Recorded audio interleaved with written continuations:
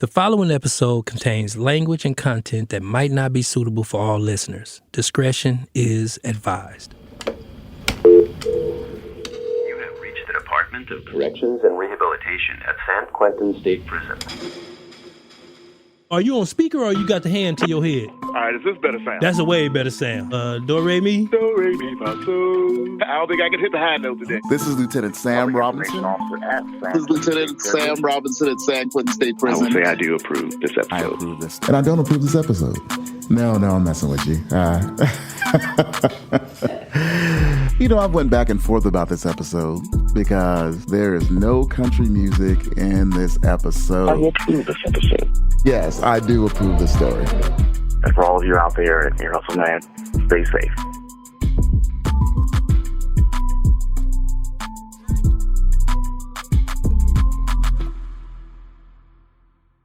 Hey, E, what's up, my friend? You're still sounding a little scratchy over there, Nige. I know, this is taking forever. I think I've got to rest my voice a little bit so that I'm ready for season 11. Well, not so fast, Nige. I mean, we do have a bonus episode to produce. Yes, we do. Many of you heard at the end of our final episode of season 10 that Lieutenant Sam Robinson, San Quentin's longest-serving public information officer, who has signed off on every single episode of Ear Hustle since we started, is hanging up the badge and retiring. I mean, honestly, Ear Hustle wouldn't exist without him. True. But in all those years, we've never given Sam his own episode. So that's what we're doing today. I'm Nigel Poor. I'm Earlonne Woods, and this is Ear Hustle from PRX's Radiotopia.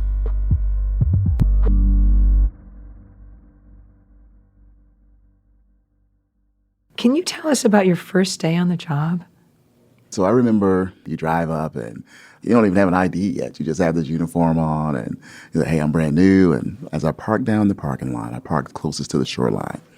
And as I sat there in my car waiting for my time to go up to the training center, I remember just looking out on the water and seeing the sun glisten off the water, right? And say, wow, this is where I work at. And then I turned to the right. It's like, whoa, they go to prison. I said, I don't know what that's like, but this water view is beautiful. So that was day one. And when you came in on your first day, did you think, okay, this is my career? I see myself here for 20 plus years. No, when I arrived, I really thought I was going to do this thing short term. I didn't go to school looking to be involved in the criminal justice system at all. It was something I really fell into. I was hard-working college student, struggling to pay my tuition, and I had relatives who worked here. And one of my uncles gave me an application and said, hey, man, you can make a whole heck of a lot more money working in prison than you can as a security guard trying to work your way through school. He said, hey, you grew up in East Oakland. It's the same guys. If you talk to people in your neighborhood, they say prison's not going to be hard for you. Just because a guy talk loud. I knew culturally, that is just how guys talk, whereas other people took more of an affront to it. Over the years, Sam has had 23 relatives working at San Quentin. And Earlonne, we've actually met some other Robinsons. Quite a few of them, actually. Yes. I remember Sam's uncle, Joe Robinson. Ooh, yes. And I can say he's a character, one that I want to interview one day. Someday. And he's very different from Sam in one specific way. Yes. I have almost never, ever used a cuss word inside the prison. My uncle starts off with them. That's just the way he greet people, is by... Oh, bitch ass. Something like that. Because I know when he come in town, you don't know what's going to come out of his mouth to anybody. Yeah, he greets you that way. He wake up in the morning, he's ready to go. It's a trip. One of the first officers I worked with, someone looked at my nameplate. They said, oh, you one of those Robinsons? Yeah. And he started cussing me out, right? He was cussing me out, giving me a hard time. And I was like, this dude had lost his mind. And so 10, 15 minutes later, my uncle comes over. And what does he do? He starts being himself, right? So again, I've never been a cusser or anything like that, but I have a sharp wit myself, so I know how to give it back. Sam's college degree was actually in engineering. Yeah, I think he had very different plans for what he was going to do with his life. I thought that I would do it no longer than a year, and I would just have these cool stories that I'd be able to tell from my time working as an officer at San Quentin. And it didn't work out that way for me. A couple of weeks after being on the ground here and being engaged, I knew that this was going to be my career. Yeah. What were those things that you saw that made it go from I'm going to be here for a year to like this is what I want to dedicate my working life to? I think I was having an impact just as an officer on the ground, dealing with people every day. For me, most of what I did and most of what I've done has been through my ability to be able to communicate with people. It's not the physical part, it's the mental part. And the mental part is challenging. That's a different type of workload. That's a different type of toil, right? I mean, it's easy to go up and handcuff a guy and lead him around. It's more challenging to talk to someone and communicate with them and to try to get them to see your way. Sam started his career at San Quentin in the Adjustment Center, but after a few years, he switched over to death row. And we've talked about this on the show several times. Death row at San Quentin is a totally separate part of the facility. Guys in there rarely leave their cells, and when they do, it's usually just to this small kind of separate yard that's just for them. So there's really no contact with the general prison population. Yep. In fact, anytime someone from death row moves from one part of the prison to another, they're escorted in handcuffs, and guys from the main line ain't supposed to even look at them. Yeah, I mean, you're actually literally supposed to turn around and face the other way. I do it too, and it's kind of an eerie feeling. I'm just curious, did this ever come in your mind, like, is somebody up here innocent? I think everybody wonders that, right? But I'll tell you what's interesting is early in my career, I didn't want to know what a guy was on death row for. And I didn't want to know because I thought it may interfere with my ability to be able to deal with them. And eventually it proved true. I mean, there are the guys that you know. Richard Ramirez walk around, you know Richard Ramirez is, why he's there on death row. But there was this other guy I can think of. He's on death row. He took a liking to me. Very, very respectful. But he always wanted me to read his paperwork. Paperwork is basically an individual's central file that says what that person is in prison for. Well, there was one day where the housing unit was locked down, and I walked by this guy's cell, and he gave me his paperwork. And essentially what it was, he was a guy that never really grew up and left, right? He was always at home, kind of getting in trouble here and there. And there was one day, he went over his neighbor's house, as he had done many times before. He asked the old lady, could he mow her lawn? And she was like, oh, yeah, come on in. He walks in the kitchen with the old lady, and what he told the investigators is that something in his mind told him to pick up the phone and hit the old lady over the back of the head. And so he picked up the phone, hit the old lady over the back of the head. And then he said something in his mind told him to rip her clothes off. And so he ripped her clothes off, and then he raped her. And he pulled $10 out of her purse and then ran off. For 6-8 months, I could no longer talk to the guy. I couldn't see the dude, right? What he did was horrific, and it really interfered with my ability to be able to interact with the guy as I had before. It solidified my thoughts about reading and what a guy was there for, right? It helped me to mature, to realize that people were here for something, and you treat people evenly no matter what. That was, I guess, one of those learning curves early on in my career. But I wonder why he wanted you to read his paperwork. I mean, did he not understand what he had done? To this day, I don't think that he understood what he'd done. I think sometimes people don't want to believe that they've done what they've done, right? And maybe there's somewhere in your heart that you think you've done it, but I think you try to block out or shield yourself from the worst day in your life and the worst day in this other person's life. So I think that he was truly resting in that place. Sam was working as lieutenant of death row when the co-founder of the Crips, Stanley Tookie Williams, was given a date for his execution by lethal injection. I remember he was respectful and he knew it was coming. But when he left the housing unit that day, he yelled up to the people in the building that they had served him his death warrant, right? And you could hear like this gasp and people shouting back down. And it was like the unit kind of erupted for a minute.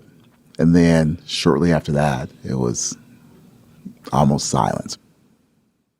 After that, things got really hostile between the correctional officers and the Crips on death row. Sam knew something was up. About 2 weeks before the execution, one of the incarcerated guys said he was willing to come talk to the administration. He sat down with me and he said, hey, man, look. He said, we're going to kill you guys. And this is how we're going to do it.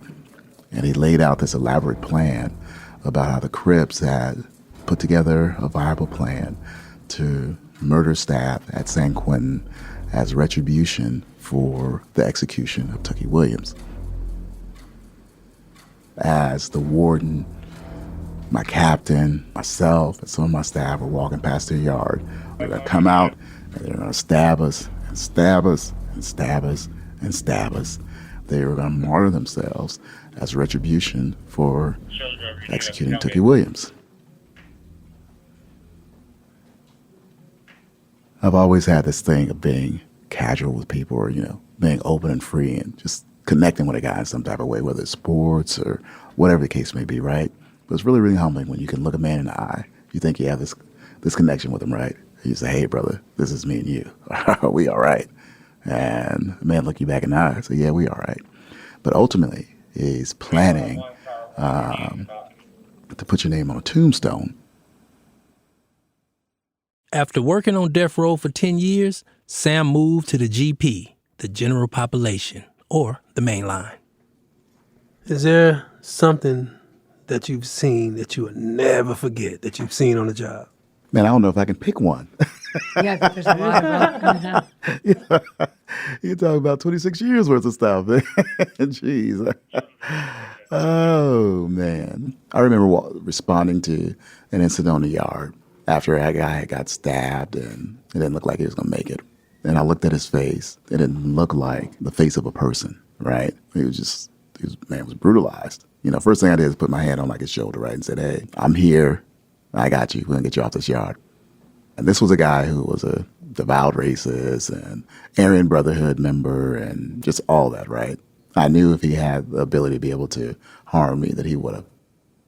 But here I was, the black guy that was going out here to rescue him from the situation, from people that he was aligned with. When he took that deep breath, I knew there was comfort in him knowing that I was there. It really, really humbled me that people are capable of doing that type of damage to each other. That's kind of one of those things that'll always stick with me. This is why we have prisons. In 2007, Sam became the Public Information Officer, or PIO, of San Quentin. Why did you want to become a PIO? The reason why I wanted to become a PIO is because the guy who was my predecessor, I thought he had the coolest job in the world. Vernell Crittenden was the most elusive guy at the prison. And I was like, if this guy have done it for 11 years, he's been the only PIO I've known, I said, it got to be a good job. I don't know what he do, but it got to be a good gig. And so that's why I raised my hand and said, hey, I want to give it a try. And lo and behold, it was the best job I've ever had, hands down. But also, if things go south, it's on you. It's right? on you. And so that's the other thing, right? I've always known that I've been one statement away from being replaced. One bad statement from being replaced. And I'll tell you this. I actually had one. We had a stabbing here at San Quentin that resulted in someone's death. And as media do, they come to the gate and they want the story, right? And I think casually, as I was talking to a reporter, they were talking about what the weapon looked like. And instead of saying an inmate manufactured weapon, I mentioned what we call in prison. What do we call weapons in prison? A shank? A shank, or what else? Bone crusher? Bone crusher. I mentioned bone crusher. And so when I mentioned bone crusher, to heck with the guy being stabbed and dying, bone crusher became the story. And so this guy got stabbed with a bone crusher. And this whole side story about what bone crushers look like, right? I'm like, oh, man. So the director calls, hey, I thought we were supposed to not use slang. No, we're supposed to use official language. I was like, yeah, I know, I messed up. Forgot who I was talking to. Oh, man. And so I survived it. But one of my old wardens, every time he sees me, he says, Bone Crusher Robinson. You know the new title of this episode. Bone Crusher. Bone Crusher Robinson. Oh, man.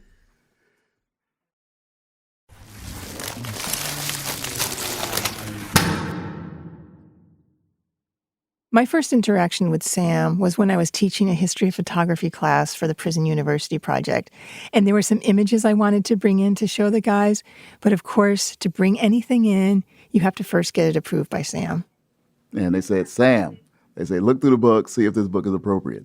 And I looked through the book. I was like, this book is not appropriate for our purposes. Little naked people in there and this and that. Nope, the book don't work for prison. And so my warden says, Sam says it's not good. It's not good. And it goes all the way up to the secretary, the California Department of Corrections.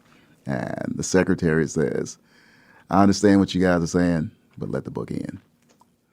And so Nigel comes in. She becomes his volunteer. She teaches the class, right? Well, years later, she comes to Sam Robinson and say, hey, Sam, I want to do this podcast. What do you think? You don't mean anything to me. Is any more work? Is any more work? Will there any more work for me? Oh, no. Minimal work for you. Minimal work. Okay, cool. Yeah, all right, go ahead, right? And we move forward. But it's amazing if the department had stuck with Sam Robinson and said, hey, no, this book is no good, Nigel would probably not have continued. And if Nigel had not have continued, then Erline would have just been stuck in TV. And It's still been in blue. maybe still be in blue. Hey, I'd still be talking about, yeah, this dude don't talk. Don't call, he's just over there. Yeah. But I'll tell you, because the secretary said, yeah. Then Nigel comes in, she gets back here, and then we're in the same world and zone, and she comes to me, and then I'm now in a position where I'm able to say, yeah, let's do something that's different. Let's do something that's creative. Let's do something that's more abstract. We got this thing, let's do it. And lo and behold, at the end of my career, I sit down with you. You guys are 70 million downloads in, whatever the case may be. And it's been an honor from my initial no that we're in a place where we've just been yes. And it's opened up the world to what it's actually like in prison from the perspective of the people who are here, the people who volunteer here, the people who live here. It's been amazing and definitely honored to be a part of that process. What are you going to miss? I'm going to miss everything. I'm going to miss everything. I'm going to miss coming down here. I'm going to miss when a guy is going sideways in his cell and they call on Sam Robinson to go and to deal with that guy. And I look at the guy, he's like, oh, dude. And you just know that someone's there that, is willing to honestly have a conversation with them. I'm going to miss sitting down with my counterparts, with my coworkers, and just sharing the experience from their perspective. And I'm gonna miss this place. I grew up here. So what advice do you have for us that you're going to be leaving us? What can you do to help us feel safe without you? You guys are safe. You guys are good. I tell you, keep telling stories. Keep challenging us. Don't miss the mark. Don't back off from who you are. Stay challenging the guys inside. I mean, there's just so many times that the guys inside have been challenged by those questions, right? Man, stay relevant. We had one last surprise for Sam, something he's been asking for years. We do a music episode almost every season. Mm-hmm. And you said that we never do country music. Mm-hmm. Well, before you leave, we wanted to remedy that. So we have something to play for you. Oh, okay. You gonna hit it? Erline, I mean, honest to God, I don't know why we never had a country music song on any episode. I mean, Sam asked for it for years. So we finally had to do him a solid. we asked our friend Boots to play Johnny Cash's Folsom Prison Blues. So here he is with a cat named John Zareski on the fiddle. I hear the train a-comin', rolling round the bend. I ain't seen the sunshine since I don't know when. I'm stuck in Folsom Prison. Time keeps dragging on, and that train just keeps on moving on down to San Antone. When I was just a baby, my mama told me, son, always be a good boy, don't you ever play with guns. But I shot a man in Reno just to watch him die. When I hear the lonesome whistle, I hang my head and I cry. Come on, fiddle.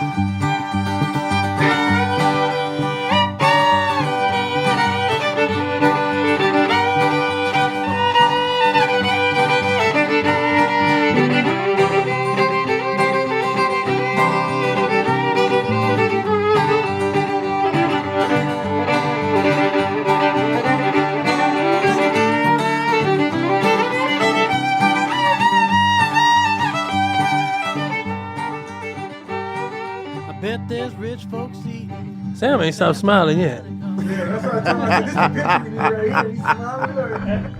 Because I'm thinking finally you guys have crossed the bar. You guys have went across the speed bump. Jeez. Boots, you are the man. You're gonna do like a episode of Music Forever, and they forget San Quentin's tie to country music, man, and Johnny Cash and Merle Haggard, and man, I mean, every other genre in the world, right? I mean, every other thing. I mean, somebody with a flute and everything. If they feed me from this prison and that railroad train was mine, I think I'll move it over a little further down the line. Far from Folsom Prison, that's where I want to stay. And I let that lonesome whistle blow my blues away. So when it gets finally mixed, you'll get your copy of it. Well, it's not like I'm going to just stop listening to Ear Hustle, right? I hope you won't. Hey, Oh, my please, God. come on. Lord, I let that lonesome whistle blow my blues away. Boots, you're the man. That's all. We just need you to sign this form.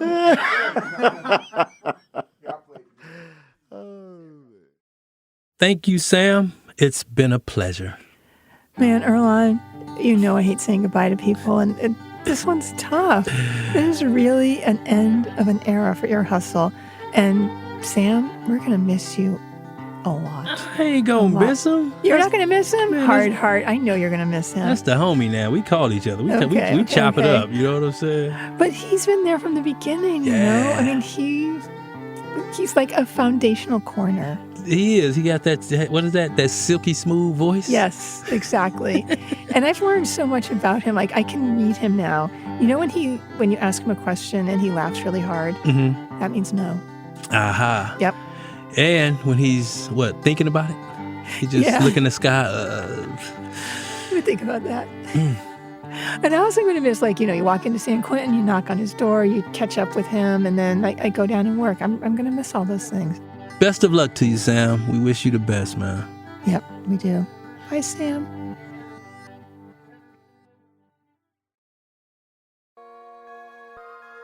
Do you remember the first time you met him?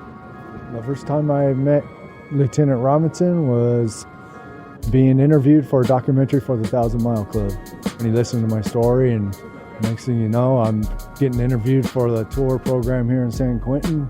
And I've been his tour guide for 6 years now. The way he made me feel as a human and the opportunities that he provided. Without him, I wouldn't be as ready for society as I am now. I just can't even stop. You guys are going to make me tear up here in a minute, man. Knock it off. He went to my graduation. I never want him to look at me like, man, I wasted my time with this guy. It's not going to happen. He's not going to feel like my parents did, ever. It's funny, I have the same feelings. Like, if I ever let him down or broke his trust, oh, that would be devastating. No, after not having no trust, I'm never letting go of that again. Never. Never. I'm going to miss him. Can you introduce yourself? My name's Tommy Wickard, H77857. I'm really sad he's leaving. We all are sad that he's leaving. But, hey, we all got a parole sometimes, right? Hopefully. Hopefully.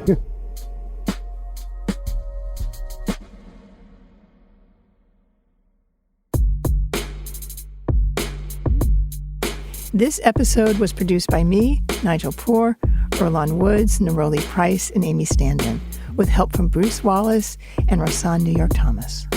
It was sound designed and engineered by me, Erlon Woods. It features music by Antoine Williams, Rashid Zinneman, and David Jossi.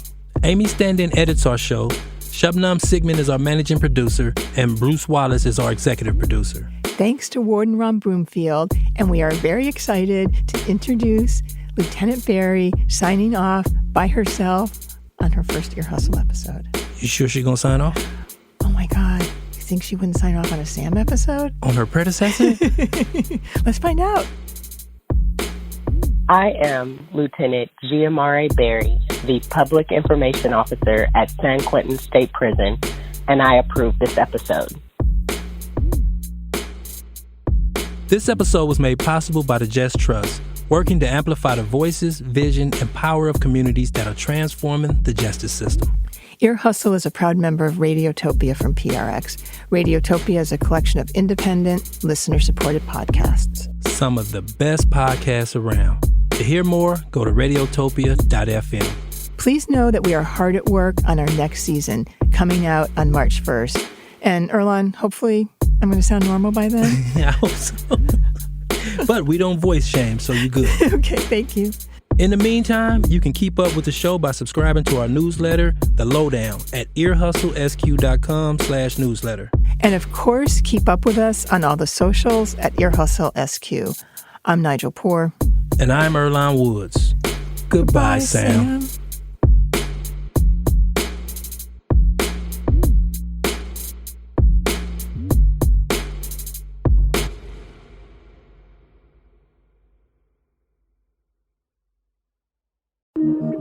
Radiotopia.